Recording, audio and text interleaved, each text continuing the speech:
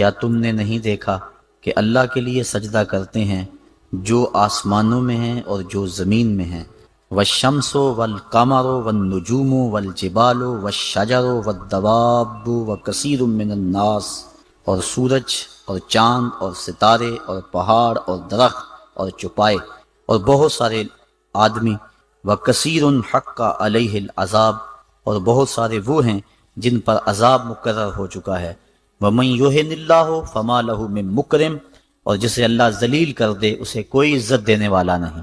ان اللہ یفعل ما یشاء، جو چاہتا ہے وہ کرتا ہے۔ کائنات کا ایک ایک ذرہ اس کے حضور سجدہ ریز ہے، طوعا و کرہن، چاہتے ہوئے بھی اور کچھ نہ چاہتے ہوئے بھی۔ سجدہ کیا ہے؟ حضرت امام راغب اصفہانی مفردات قرآن میں بیان کرتے ہیں، السجدہ تو فی الاصل التذلل، سجدہ اصل میں جھکنے کو کہتے ہیں، لیکن شریعت اسلامیہ کی اصطلاح میں وضع الجبہہ بقصد العبادہ، عبادت کی نیت سے پیشانی کو رکھ دینا سجدہ کہلاتا ہے۔ حضرت امام فخر الدین رازی سجدے کے دو معنی بیان کرتے ہیں اس آیت کریمہ کے تحت، ایک انقیاد اور دوسرا یہی وضع الجبہہ والا معنی، عبادت کے لیے پیشانی رکھ کے سبحان ربی العالی کے جو نغمے الاپ پہ جاتے ہیں، سجدے کا دوسرا مفہوم یہ ہے۔ انقیاد کا معنی یہ ہے کہ پوری کائنات اللہ کے حکم کی پابند ہے، انسان کو اس نے اختیار دے رکھا ہے، باقی کائنات کا ایک ایک ذرہ جو ہے وہ جو کہتا ہے وہی کرتا ہے۔ انسانوں میں سے بہت سارے لوگ اس کے حکم کے پابند ہیں، اور کچھ لوگ ایسے ہیں کہ جو اس کے حکم کی دنیا پہ پرواہ نہیں کرتے۔ کل قیامت کے دن پتہ چلے گا کہ ہم نے مالک کی نافرمانی کر کے کتنی بڑی رسوائی کمائی اور کتنی بڑی ذلت میں مبتلا ہوئے۔ ارشاد فرمایا جو کچھ آسمانوں میں ہے اور جو کچھ زمین میں ہے، والشمس والقمر، اور سورج بھی اللہ کو سجدہ کرتا ہے۔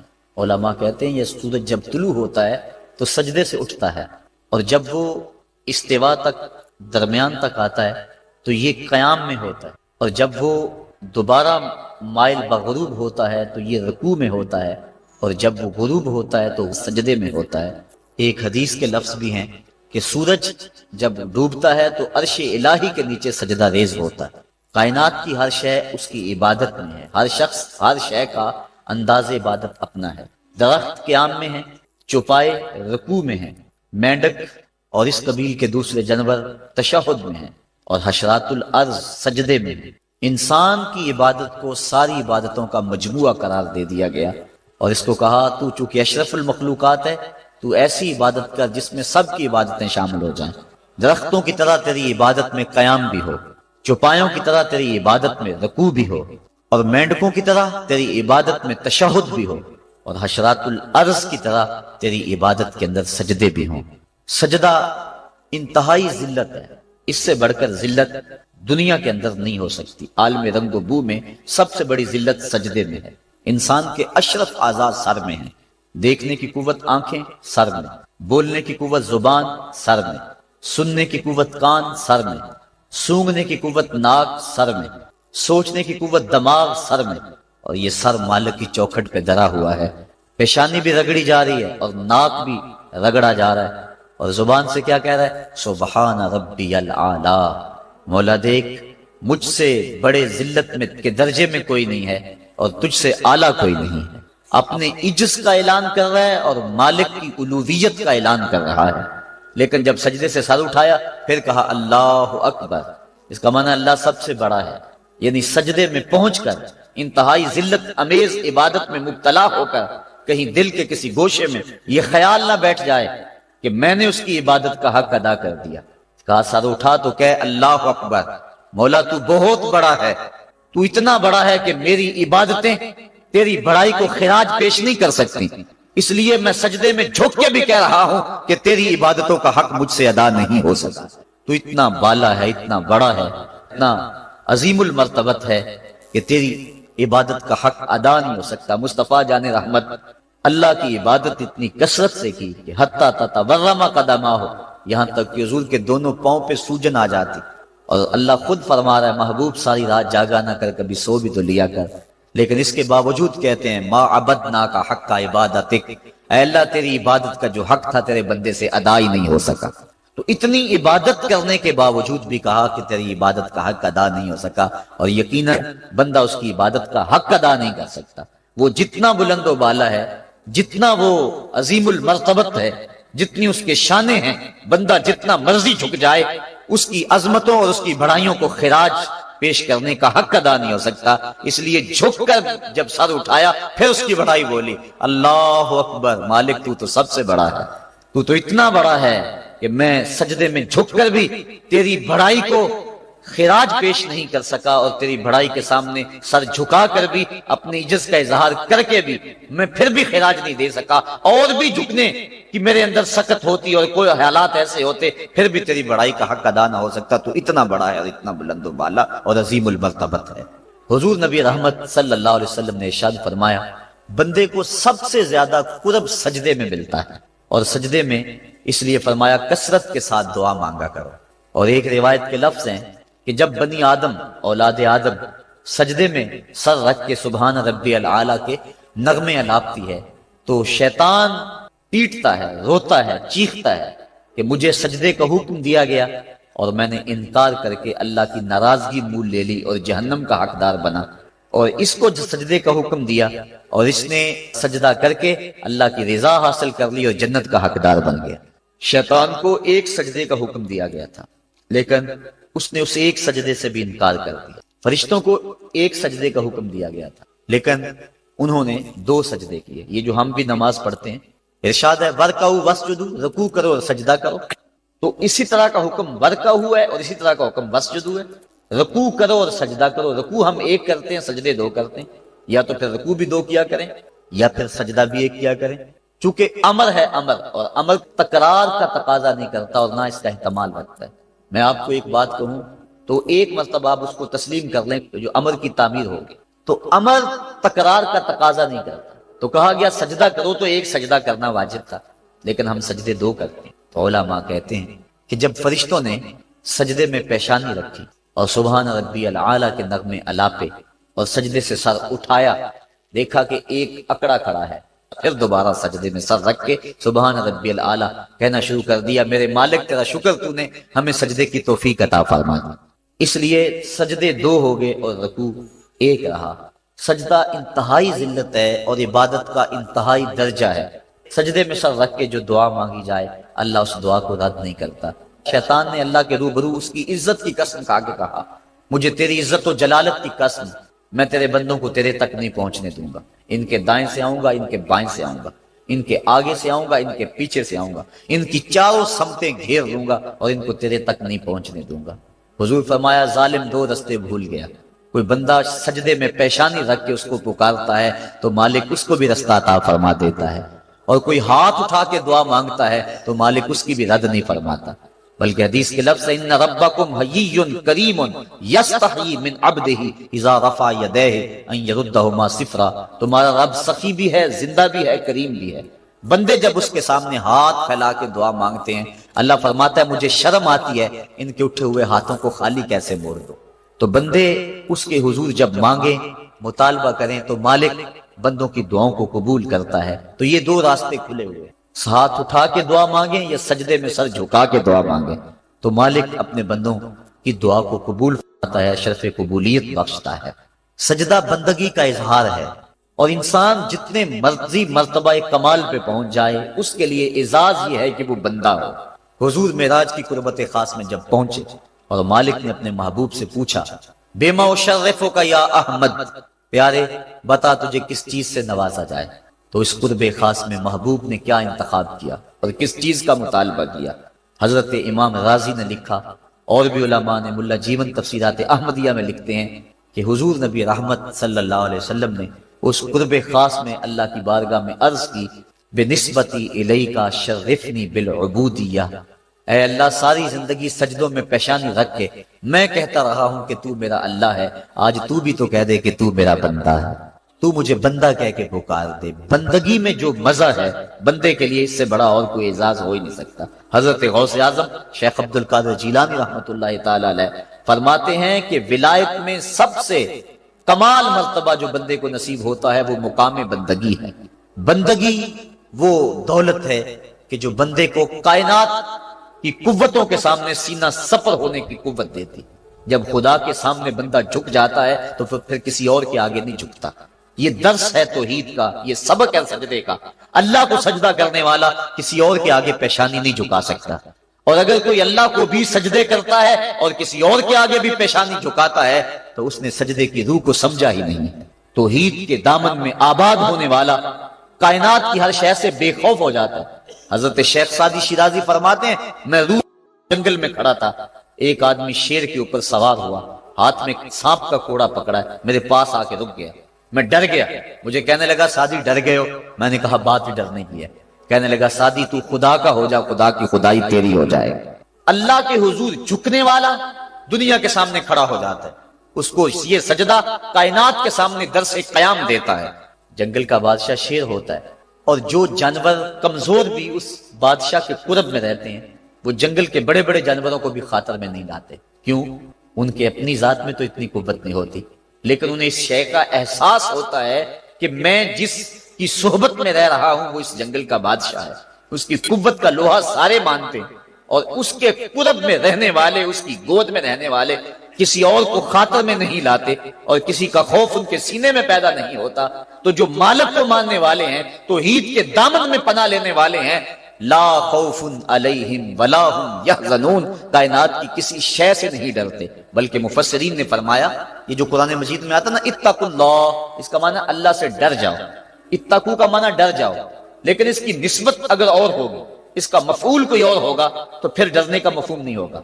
اتقوا اللہ قرآن میں لفظ موجود ہے. اتقوا النار، اس کا معنی یہ نہیں کریں گے آگ سے ڈر جاؤ، جبکہ لفظ تو وہی ہے اتقوا اللہ، اللہ سے ڈر جاؤ. اتقوا النار اس کا معنی ہونا چاہیے آگ سے ڈر جاؤ. جو لوگ لفظی ترجمہ کرنے بیٹھ جاتے ہیں اور شریعت کے مزاج سے آگاہ نہیں ہوتے، وہ ترجمۃ القرآن میں بڑی غلطیاں کرتے ہیں. اس لیے ہر کس و ناقص کا ترجمہ نہیں پڑھنا چاہیے، دیکھنا چاہیے کہ قرآن کی روح کو اور منشا کو اور شریعت کے مزاج کو کس نے سمجھا ہے. تو اتقوا اللہ کا معنی اللہ سے ڈر جاؤ، اتقوا النار وہی معنی ہونا چاہیے آگ سے ڈر جاؤ. لیکن علماء کہتے ہیں، مفسرین نے اس کی تصریح کی ہے، فرماتے ہیں جب اتقوا النار کہیں گے تو اس کا معنی یہ نہیں ہوگا کہ آگ سے ڈر جاؤ، اس کا معنی ہوگا آگ سے بچ جاؤ. اتقوا اللہ کا معنی اللہ سے ڈر جاؤ، اتقوا النار کا معنی آگ سے بچ جاؤ. لفظ وہی ہے لیکن مفعول کے بدلنے سے مفہوم بدل گیا، اس لیے کہ جو مومن ہے وہ اللہ کے علاوہ کسی سے نہیں ڈرتا، اس کے سینے میں کسی کا خوف نہیں پنپ سکتا. حقوق اولاد کے حوالے سے میں نے گفتگو کے اندر کہا تھا، جو افراد موجود ہوں گے اس جمعہ میں انہیں اچھی طرح یاد ہوگا کہ ہم بچوں کی جب تربیت کرتے ہیں تو ان کے نفسیات کا ہمیں لحاظ رکھنا ہوگا. بعض کا بچہ رو رہا ہوتا ہے، ماں نے اس کو چپ کرانا ہوتا ہے، کوئی ضروری کام ہوتا ہے، بچہ چپ نہیں کرتا تو ماں اس کو چپ کرانے کے لیے بڑے جتن کرتی ہے. تو بعض کا ایسا ہوتا ہے کہ بچے کو چپ کرانے کے لیے ماں جلدی سے اس کو اپنی چھاتی سے چمٹا لیتی ہے اور کہتی ہے بچہ چپ کرو بلی آ گئی. میں کہا کرتا ہوں کہ یہ بچے کی نفسیات پہ بہت بڑا حملہ ہے اور بچے کو بزدل بنایا گیا ہے. جو بچپن میں جس بچے کو بلی سے ڈرایا گیا، بڑا ہو کر وہ شیر کا مقابلہ نہیں کر سکتا. تو بچے کے نفسیات کے اندر یہ شے بچپن میں ہی ڈالی جائے کہ اللہ کے علاوہ کسی کا خوف اس کے سینے میں پنپ نہیں نہ پائے. یہ ہے تربیت جو ہم اپنی اولاد کی کریں، اور ایک یہ تربیت ہے جو اہل ایمان کی محمد عربی نے کی تھی. 313 ہو کے جبر کی قوتوں کے خلاف کھڑے ہو گئے. جب عمیر نے جا کے رپورٹ دی نا ابو جہل کو کہ وہ تو 3 اونٹ کھا سکیں گے، اور 300 سے کچھ کم اور کچھ زیادہ ان کی تعداد ہے، اس سے زیادہ نہیں ہے، میں خوب وادیاں دیکھ آیا ہوں، میں خوب ٹیلے دیکھ آیا ہوں. تو ابو جہل نے صنادید قریش کو بلا کر کہا عمیر کی رپورٹ سنو کتنی حوصلہ افزا ہے، صبح لڑائی کی نوبت نہیں آئے گی، صبح تو رسیاں کٹھی کرو اور جکڑ جکڑ کے مسلمانوں کو اونٹوں کی پشتوں پہ باندھ لیں گے اور پھر سین حرم میں جا کے کعبۃ اللہ کی دیواروں کے ساتھ باندھ دیں گے، لوگوں کو تماشا دکھایا کریں گے کہ یہ نیا دین لے کر آئے تھے اور یہ ان کا کیا حال ہے. جب اس نے رعونت بھرے اپنی زبان سے یہ جملے نکالے تو عمیر جو سارا منظر اپنی آنکھوں سے دیکھ کر آیا تھا، ابن حشام میں لفظ موجود ہیں، اس نے کہا وَلَٰكِنْ رَأَيْتُ يَا مَعْشَرَ قُرَيْشٍ الْبَلَايَا تَحْمِلُ الْمَنَايَا، اے قریش کے سرداروں اتنے بھی تکبر میں نہ آؤ، میں اپنی ان آنکھوں سے دیکھ کر آیا ہوں کہ یثرب کی اونٹنیاں اپنی پشتوں پہ نری موتیں اٹھا کے لے آئی ہیں، ان کے بدن پہ چیتھڑے ہیں، ان کے پیٹ کمر سے لگے ہوئے ہیں، لیکن وہ زخمی سانپوں کی طرح پیچ و تاب کھا رہے ہیں.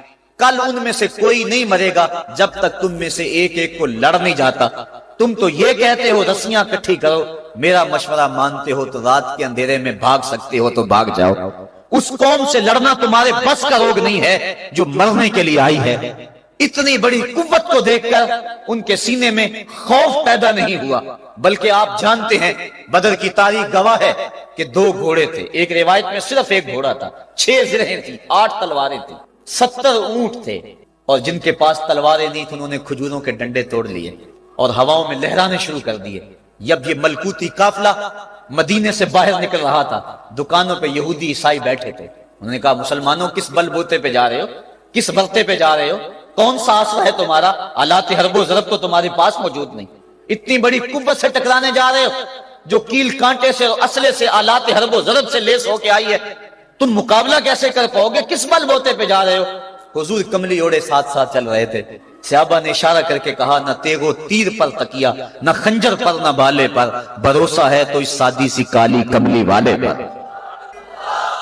اب اس ماحول میں جبکہ کفار پورا لاؤ لشکر لے کے آئے اور ابو جہل نے کہا اعلان کر دو لنا عزا ولا عزا لکم، یہ ان کے بت کا نام ہے، ہمارے پاس عزا ہے تمہارے پاس عزا نہیں، ہمارے پاس لات ہے تمہارے پاس لات نہیں، ہمارے پاس منات ہے تمہارے پاس منات نہیں، ہمارے 360 خدا اور تمہارا ایک خدا، مقابلہ ہی کوئی نہیں۔ اس نے کہا کھڑے ہو کے اونچی جگہ پہ کہا اپنے نقیب کو اعلان کرو لنا عزا ولا عزا لکم۔ حضور کے کانوں میں آواز پڑی، فرمایا علی تم بھی اونچے ٹیلے پہ کھڑے ہو جاؤ اور تم ان کو جواب میں کہو اللہ مولانا ولا مولا لکم، اللہ ہمارا مولا ہے تمہارا مولا کوئی نہیں ہے۔ اور پھر حضور نے سجدے میں سر رکھ دیا۔ سجدہ اتنی بڑی قوت ہے، ہزاروں ایٹم بمبوں کے اندر وہ قوت نہیں ہے جو سجدے کے اندر طاقت رکھ دی۔ آج دنیا سے ہم ڈر رہے ہیں اس لیے کہ ہمارے سجدے چھن گئے ہیں، ہمارے سجدوں کی آبرو چھن گئی ہے، ہمارے سجدوں میں وہ حرارت اور گرمی نہیں رہی، وہ رقت اور وہ نرمی نہیں رہی۔ بدر کا میدان ہے، 1000 کا لشکر جرار مقابلے میں ہے اور وہ پورے لاؤ لشکر کے ساتھ ناز و تفاخر کے اندر مسلمانوں کو ملیا میٹ کر دینے کے جذبوں سے دانت پیس رہے ہیں کہ آج مسلمانوں کو کچا چبا دیں گے۔ مسلمانوں کے ساتھ پاس صرف 8 تلواریں اور ان کے بطن میں کھانے کے لیے کچھ نہیں، جس کھجور کو چوس کے روزہ رکھتے ہیں اسی کھجور کو چوس کے روزہ افطار کرتے ہیں۔ یہ حالت مسلمانوں کی، بدن پہ چتھڑے لگے ہوئے کپڑے ہیں، عجیب حالت ہے۔ پھر کون سا آسرا تھا جو مسلمانوں کے کام آیا؟ مصطفیٰ کریم نے مسجد عریش میں سجدے میں پیشانی جھکا دی۔ حضرت ابو بکر صدیق رضی اللہ تعالیٰ عنہ فرماتے ہیں میں حضور کے ساتھ تھا، ساری رات مصطفیٰ روتے رہے، آنکھوں میں آنسو ہیں، حضور کی چادر سر انور سے سلٹ کے حضور کے کندھوں پہ آ جاتی، پھر کندھوں سے پشت پہ آ جاتی، میں اٹھا کے حضور علیہ السلام کے سر پہ رکھتا اور کہتا حضور بس کرو۔ حضور بار بار روتے اور اللہ کی بارگاہ میں سجدے میں سر ڈال کر التجائیں کرتے۔ لفظ کیا تھے محبوب کی زبان پہ؟ آج تک ایسی ناز والی دعا کسی نے نہیں کی ہے جی جیسی دعا مصطفیٰ جان رحمت نے کی۔ مصطفیٰ کریم سجدے میں سر رکھا ہے اور کیا کہا اللہم ان تہلک ہذہ العصابہ لم تعبد فی الارض ابدا، میرے مالک میں نہیں کہتا کہ ان لوگوں کو بچا لے، دیکھ میری زندگی کی کمائی یہی 313 ہے جو میں تیری چوکھٹ پہ لے کے حاضر ہو گیا ہوں، میری زندگی کا کل اثاثہ، میری زندگی کا کل سرمایہ کوہ ابو قبیس پہ کیے گئے درسوں کا نتیجہ، عکاظ کی منڈی کے اندر دیے گئے درسوں کا نتیجہ، اور ذی المجال کے میلے میں تیرے دین کی تبلیغ کا نتیجہ، طائف کے بازاروں میں پتھر کھا کھا کے جو تبلیغ کی اس کا نتیجہ، رستے میں گڑے، رستے میں بچتے ہوئے کانٹے، اور مکے کے بازاروں میں میرے بدن کے اوپر پڑتی ہوئی اوجریاں، میں نے پھر بھی تیرا کلمہ بلند کیا۔ میرے مالک میری پوری زندگی کا گداز، میری پوری زندگی کا سرمایہ، میری زندگی کے آنسو، میری زندگی کا رونا سینے حرم کے اندر کعبۃ اللہ کی چھاؤں کے میں سجدے کر کر کے، کوئی کبھی میں نے عمر مانگا، کبھی میں نے حمزہ مانگا، تیرے دین کے لیے میں نے جو ایک ایک کر کے تنکا جوڑا اور یہ ایک چھوٹا سا گھونسلہ بنایا، یہ گھونسلہ اب بجلیوں کی زد میں ہے، کفار کی بجلیاں اس گھونسلے کو جلا دینا چاہتی ہیں۔ میرے مالک میں یہ نہیں کہتا کہ میرا یہ گھونسلہ اور میری یہ مٹھی بھر جماعت اور یہ چند میرے لوگ اور یہ میرا سرمایہ اور اثاثہ، میری پوری زندگی کی کمائی، میری جوانی کا سرمایہ جو میں نے تیرے سامنے لا کے رکھ دیا ہے، میں یہ نہیں کہتا ان کو بچا لے، لیکن میرے مالک اگر یہ نہ رہے تو قیامت تک پھر تجھے بھی خدا کوئی نہیں کہے گا۔ ان تہلک ہذہ العصابہ لم تعبد فی الارض ابدا، اگر یہ نہ رہے تو قیامت تک تیرے نام کے ڈنکے بجانے والے بھی دنیا پہ نہیں ہوں گے. یہ حضور نے اللہ کی بارگاہ میں دعا کی اور سجدے میں سر رکھا ہے. حضور علیہ السلام کی آنکھوں میں اشک جاری ہیں، سجدے سے قوت حاصل کی جا رہی ہے. دشمن کے مقابلے میں مصطفیٰ کریم سجدے میں سر رکھ کے اللہ سے آرزو کر رہے ہیں. حضرت سیدنا صدیق اکبر فرماتے ہیں اچانک حضور نے سر اٹھایا، میں خوش ہو گیا کہ حضور کے چہرے پہ مسکراہٹ تھی. حضور مسکراتے ہوئے فرمایا ابشر یا ابا بکر ھذا جبریل آخذ بعنان فرسہ. ابو بکر بشارت ہو، وہ جبریل اللہ کی مدد لے کر آ گئے. تو یہ سجدے تھے جن سجدوں نے ظالم اور جابر قوتوں کا منہ توڑ کے رکھ دیا. حضرت علی المرتضیٰ روایت کرتے ہیں رضی اللہ تعالیٰ عنہ، فرماتے ہیں میں نے ہاتھ میں تلوار تھامی اور میدان میں کود پڑا. میں نے کئی کافروں کو واصل جہنم کیا، پھر پلٹ کے دیکھا کہ میں حضور کی زیارت کر لوں، لیکن مجھے حضور نظر نہ آئے. میں نے ڈھونڈا تو ایک سمت حضور نے پیشانی سجدے میں رکھی ہوئی تھی اور زبان پہ لفظ تھے یا حیو یا قیوم، یا حیو یا قیوم. حضور یہ پڑھتے جا رہے تھے، یا حیو یا قیوم کا وظیفہ پڑھتے جا رہے تھے اور سجدے میں پیشانی تھی حضور کی. میں پھر دوبارہ آیا اس سجدے سے جوش لے کر، اس سجدے سے گرمی اور حرارت لے کر، اور پھر دشمن کی صفوں میں کود گیا. میں نے ایک کافر کو واصل جہنم کیا، پھر زیارت کے لیے واپس آیا، دیکھا تو پھر سجدے میں حضور نے سر رکھا ہوا ہے اور یہی کہہ رہے ہیں یا حیو یا قیوم، یا حیو یا قیوم، یا حیو یا قیوم برحمتک استغیث. یہ جملے حضور کی زبان پہ ہیں اور سجدے میں حضور کی پیشانی. میں پھر گیا، پھر آیا، کئی بار ایسا ہوا میں کافر کو قتل کرتا، پھر آتا حضور کو سجدے میں دیکھتا. فرمایا پھر حضور نے تلوار تھامی اور مصطفیٰ کریم میدان جنگ میں کود پڑے. لوگ بڑھ چڑھ کے دشمنوں پہ حملہ کرتے تھے، لیکن جو سب سے آگے کافروں کی صفوں میں کود کے حملہ کر رہا تھا وہ آمنہ کلال محمد مصطفیٰ صلی اللہ علیہ وسلم. تو سجدے سے وہ قوت ملتی ہے، سجدے سے وہ نور و روشنی ملتی ہے کہ پورے زمانے میں اجالا کیا جا سکتا ہے. آج 56-57 اسلامی ملک دنیا کے سامنے رسوا ہو رہے ہیں اور دنیا کے سامنے سجدہ ریز ہیں، اس لیے کہ وہ ایک خدا کے سامنے سجدہ کرنا بھول گئے ہیں.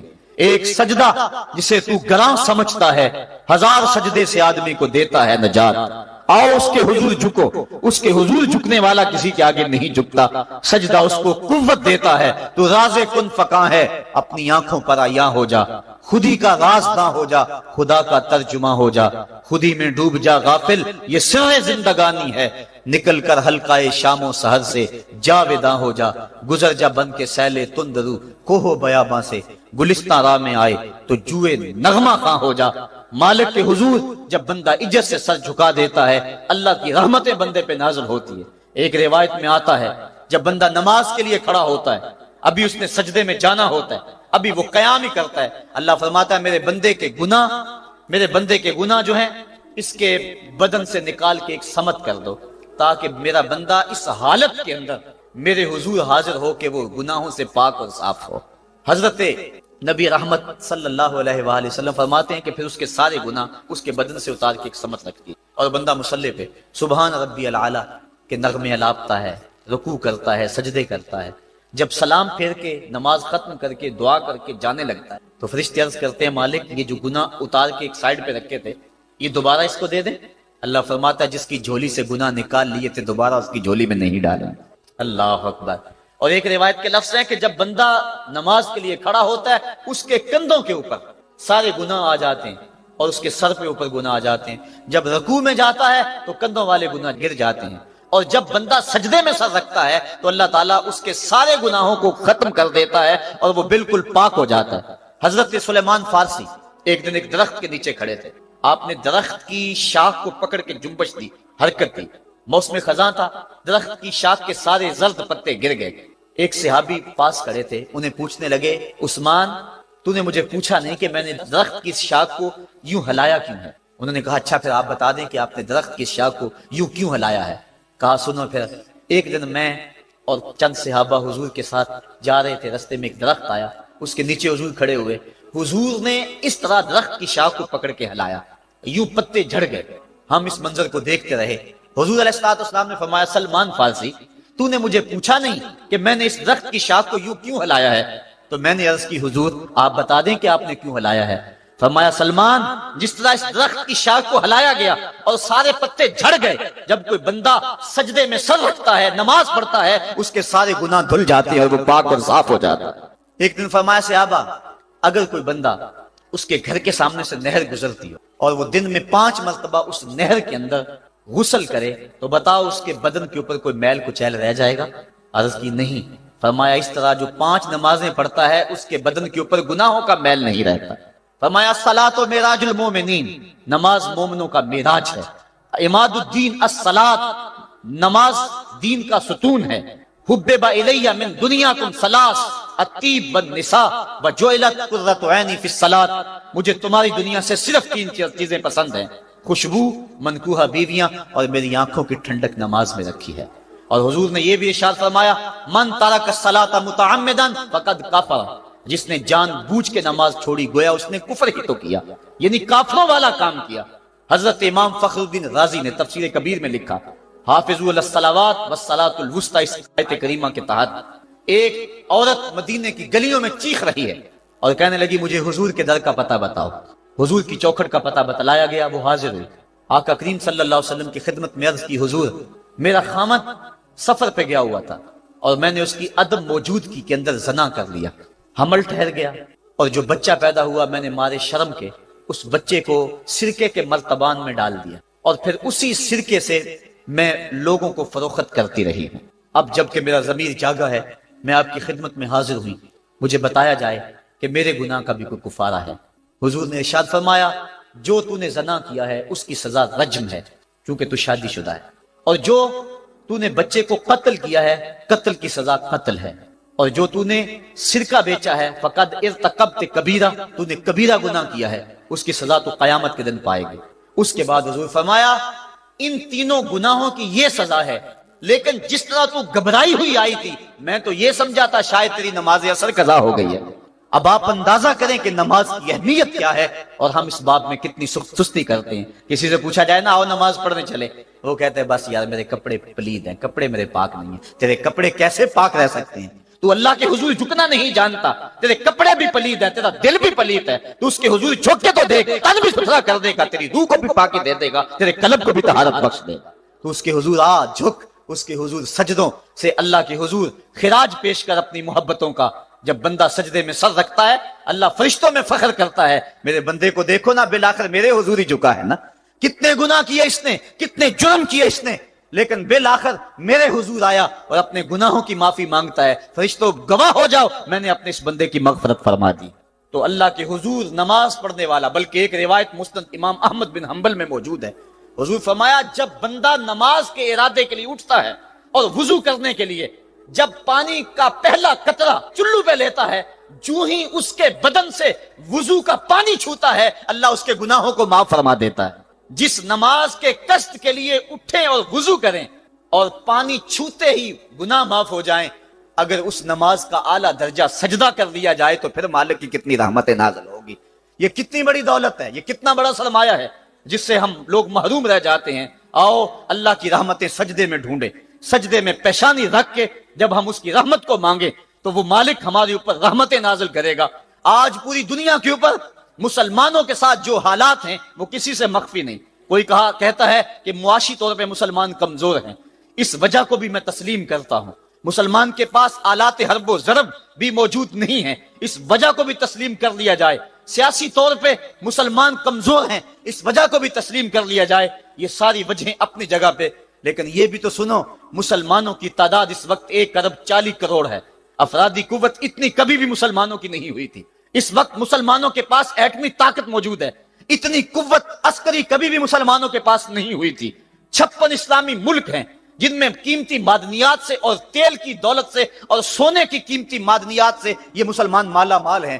کیا کچھ نہیں ہے جو مسلمانوں کے پاس نہ ہو، لیکن ایک دولت چھن گئی مسلمانوں کے پاس، وہ سجدے کی آبرو، وہ سجدے کی عزت، وہ پیشانی رکھ کے اس رب کو پکارنا جو سب سے اعلیٰ ہے، جو سب سے بالا ہے، جس نے موسیٰ کے فرعون کو نیل کی موجوں میں ڈبو دیا۔ کیا پوری امت مسلمہ 1.40 کروڑ انسان سجدے میں سر رکھ کے سبحان ربی الاعلیٰ کے نغمے آلاپ کے اپنے رب سے گزارش کریں اور اپنی امت کا رونا روئیں؟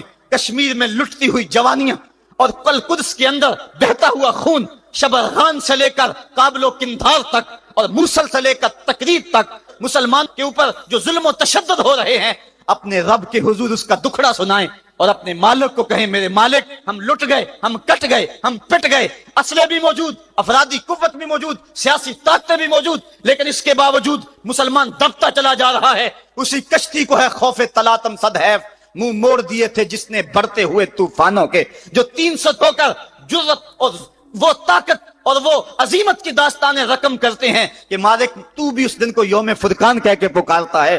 آج وہ امت بیچ منج دار کے اس امت کی کشتی ہچکولے کھا رہی ہے۔ ہماری فریاد، ہمارا استغاثہ تیرے سے ہے، میرے مالک ہمارا کھویا ہوا وقار بحال کر دے اور اس امت کو اس مرتبہ کمال تک پہنچا دے جس مرتبہ کمال تک یہ امت پہلے پہنچی تھی، اور ان کا کھویا ہوا وقار بحال کر دیا جائے۔ آج بھی ہم اگر سجدوں سے اپنے رب کو منا لیں اور وہ روٹھا ہوا رب آج بھی ہماری مدد کے لیے آ جائے تو پھر کوئی قوت، کوئی طاقت ہمیں نہیں لتاڑ سکتی۔ آئیے ہم سجدے سے اپنے مالک، اپنے خالق اور اپنے رازق کے حضور اپنی محبتوں اور اپنی الفتوں کا خراج پیش کریں۔ نماز ایک ایسی عبادت ہے جس کا حکم قرآن میں 750 مرتبہ کے قریب دیا گیا۔ اور ایک آخری بات عرض کر کے اپنے موضوع کو سمیٹنا چاہوں گا۔ میرے اور آپ کے آقا مولا حضور نبی رحمت صلی اللہ علیہ وسلم پر جب وقت آخر آیا تو آخری وصیتیں جو حضور نے اپنی زندگی میں کی وہ کیا تھی؟ 2 وصیتیں تھی حضور کی آخری، جب حضور ایام مرض میں تھے، اور آخری وصیتیں اس کے بعد حضور نے کوئی کلام نہیں کیا، وہ یہی تھا الصلاۃ الصلاۃ الصلاۃ الصلاۃ۔ لوگوں میں تمہیں نماز کی تاکید کرتا ہوں۔